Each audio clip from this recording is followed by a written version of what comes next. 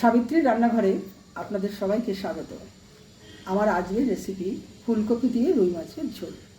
রুই মাছ নিয়েছি, ফুলকপি আছে, পেঁয়াজ কুচি আছে, ফোড়নের জন্য গরম মশলা জিরে আছে, লঙ্কার গুঁড়ো আছে, ধনে গুঁড়ো আছে, জিরে গুঁড়ো আছে, হলুদ আছে, গ্রেট করা আদা আছে, নুন আছে, লাস্টে গরম মশলা আর ধনেপাতা লাগবে।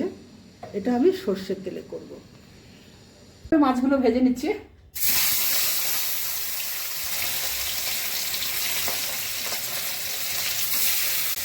দুটো করেই ভাজি আর দুটো পরে ভাজি। এই মাছগুলো ভাজা হয়ে গেছে, তুলে নিচ্ছি।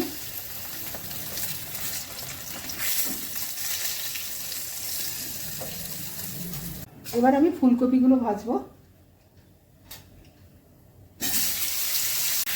ফুলকপি দিয়ে আমি রুই মাছ করছি। তোমরা কী কী রান্না করছো? শীতকালে এই ফুলকপি দিয়ে যে কোনো আইটেম ভালোই লাগে। আমার সকালে ভিডিও শ্যুট থাকে, ভিডিও শ্যুটের জন্য আমি ভীষণ ব্যস্ত থাকি, সেই জন্য আমার রান্নাতে খুব দেরি হয়ে যাচ্ছে।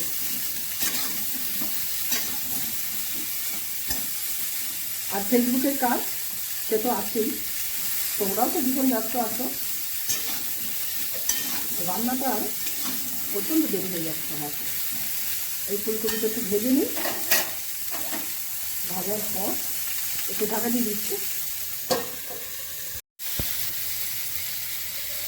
ফুলকপিগুলো ভাজা হয়ে গেছে, তুলে নিচ্ছি।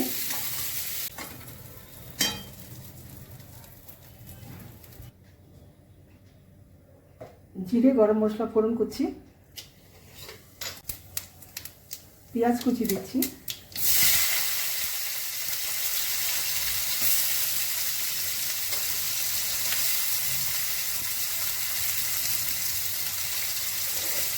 গ্রেট করা আদা দিচ্ছি,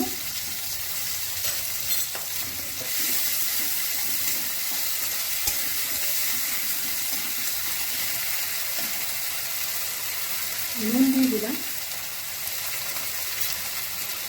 হলুদ দিয়ে দিলাম,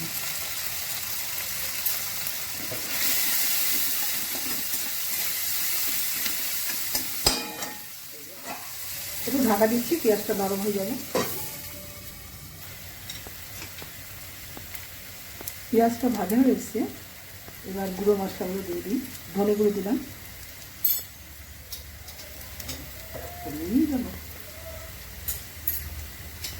জিরে গুঁড়ো দিলাম, লঙ্কার গুঁড়ো দিলাম,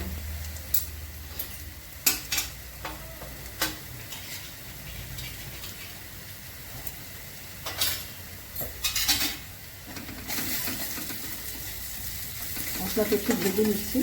গুঁড়ো মশলা বেশিক্ষণ ভাজবো না। এবার এই কপিগুলো দিয়ে দিচ্ছি, ফুলকপিগুলো একটু কষিয়ে দেবো।